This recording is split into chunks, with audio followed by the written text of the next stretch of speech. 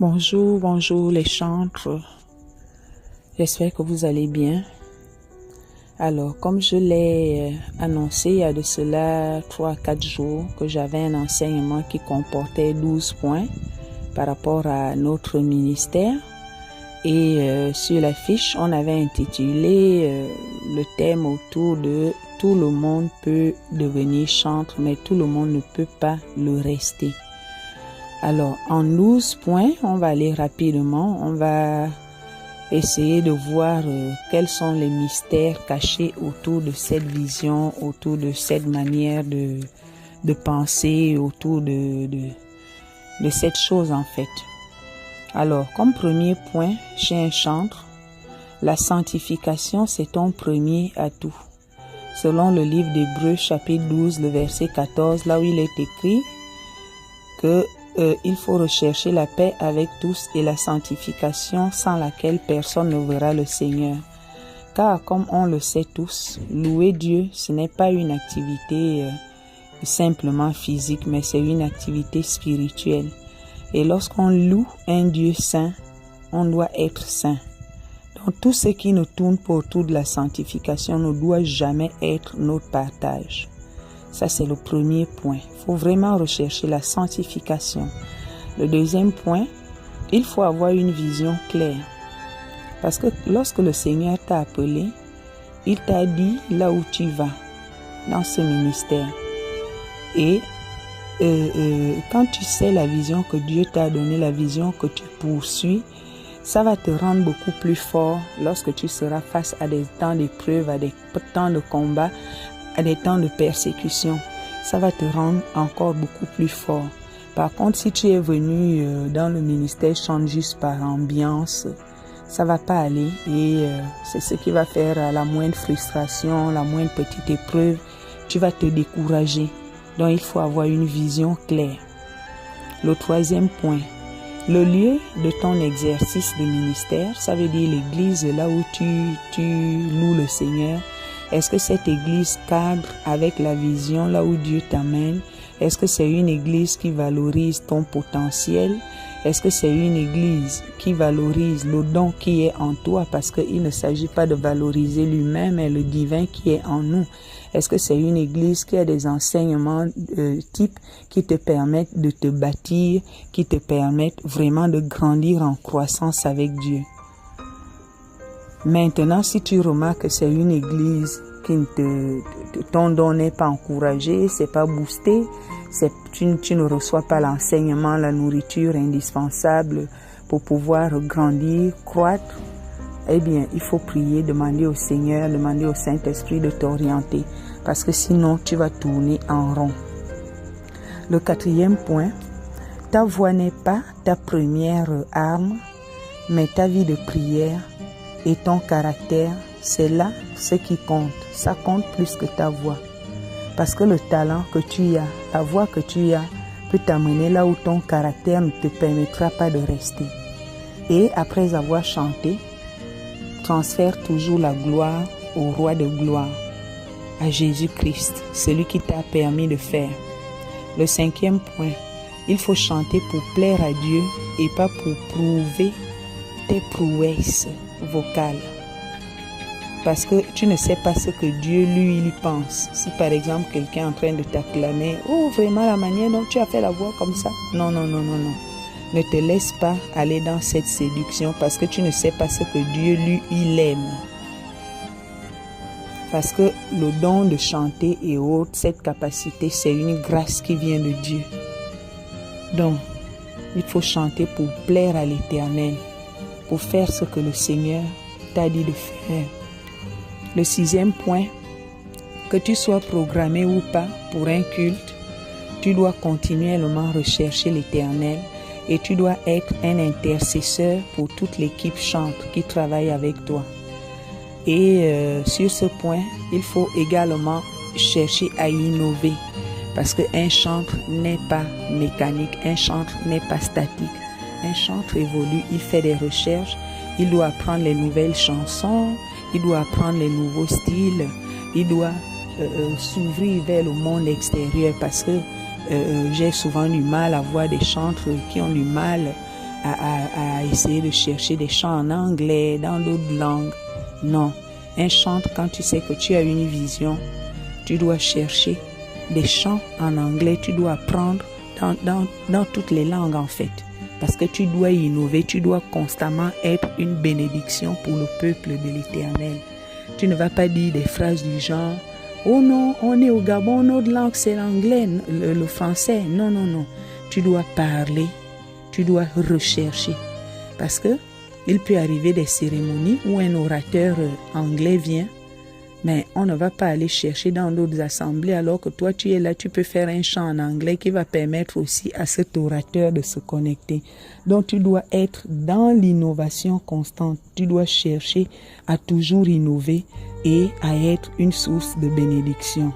Le 7e point, qu'une offrande donnée par un fidèle ne te donne pas la grosse tête, ou alors le manque de cette offrande, que cela ne te frustre pas, parce que c'est Dieu qui paye ses enfants.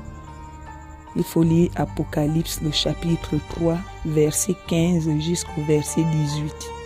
C'est Dieu qui connaît nos œuvres. Donc les offrandes que les hommes viennent donner là, quand tu chantes, si on te donne l'offrande, gloire à Dieu. Si on ne vient pas te donner l'offrande, gloire à Dieu. Mais ne fais pas comme d'autres aussi. La personne commence un répertoire. Après, il va dire, bon, là, maintenant, je vais pointer. Il prend un chant dont même le peuple n'avait pas besoin parce qu'il a envie de mettre l'ambiance, de faire le show dans l'assemblée. Le Seigneur n'aime pas ça. Donc, l'offrande, Dieu sait comment il paye chacun de nous. Le 8e point maintenant, le 8e point. Ne pas être un allié de quelqu'un qui fait mal. Ne pas être un allié de quelqu'un qui fait mal. Et sache que tu es un don pour tout le corps de Christ. Tu n'appartiens pas à un pasteur, tu n'appartiens pas à une église en particulier, tu appartiens au corps de Christ. À cet effet, il faut lire dans le livre de 1 Timothée chapitre 5, le verset 22. Tu n'appartiens pas à une église ou à un pasteur, parce qu'il y a des leaders, ils te disent non, non, non, moi, si on t'invite à aller par exemple exercer dans une assemblée, il va dire non, moi je n'aime pas le leader qui est là-bas, je ne veux pas que tu y ailles, je ne collabore pas avec lui. Non, non, non, tu dois être libre.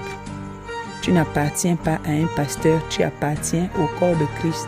Ça veut dire que quand tu appartiens au corps de Christ, là où on a besoin de toi, tu dois pouvoir aller et aller bénir le peuple de l'Éternel qu'il a mis devant toi. Donc ça c'était le 8e point. Le 9e point, le bâtiment de ton église ne doit pas t'enorgueillir ou alors ça ne doit pas te rabaisser. Parce que Dieu n'habite pas dans un temple fait de mains d'homme. Le vrai temple de Dieu, c'est nous. Il faut lire Actes des Apôtres, chapitre 7, verset 48 et 1 Corinthiens 6, le verset 19. Parce qu'il y a des gens, quand il est dans une grande église, une belle église, du coup, quand il voit les autres, ça peut amener genre un signe de mépris, un signe de la personne va se sentir supérieure. Oh non, telle église est comme ça, alors que chez nous c'est comme ça. Ça, ce sont des choses, on ne doit même pas mentionner ce genre de différence. Parce que Dieu n'est pas dans le beau bâtiment et Dieu n'est pas dans le bâtiment qui est moins beau. Dieu est dans nos cœurs. Notre corps, c'est son temple. Donc ça, c'était le 9e point. Le 10e point, en cas de projet, il faut vraiment prendre le temps de pouvoir le peaufiner, d'aller le travailler dans un studio d'enregistrement. Si tu as le projet de sortir un chant, un single, un album, prends vraiment le temps de le travailler, le temps de le réécouter, le temps de faire écouter aux autres, de demander conseil avant de pouvoir aller dans un studio d'enregistrement. Et lorsque tu vas dans le studio d'enregistrement, le technicien que tu vas trouver là-bas collabore bien avec lui, mais que ses humeurs à lui ne puissent pas t'amener à te freiner, que ses humeurs ne t'amènent pas à pouvoir t'arrêter, que ces humeurs ne t'amènent pas à pouvoir te décourager. Et le 11e point maintenant, ton sacrifice à Dieu doit être quelque chose de pur et de désintéressé. Le répertoire que tu fais doit être selon le désir du cœur de Dieu. et pas pour réveiller des émotions dans la salle, parce que Dieu ne reçoit pas les ordures. Et si on le fait par ambiance et autres, on peut mettre sa vie en danger.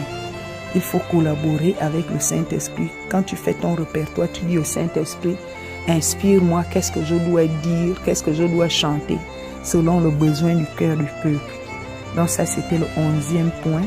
Et le 12e point, pour pouvoir terminer maintenant, à la fin de chaque année, tu dois faire une offrande à l'Éternel, ton Dieu. Ce sera pour toi une sorte d'alliance et c'est là où il te remplira de nouveau. À cet effet, il faut lire dans 1 Roi, le chapitre 3, le verset 5.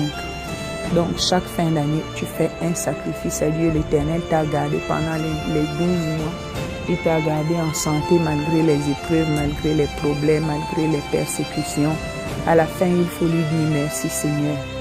Et ce sera là une chose excellente pour la gloire de son Saint-Nom. Parce que vous savez, les points que j'ai abordés là, si on n'a pas ces armes, on va se décourager. Parce que le ministère de chant, c'est un ministère qui fait face à beaucoup de combats. Ça fait face à beaucoup de complexes, ça fait face à beaucoup d'épreuves.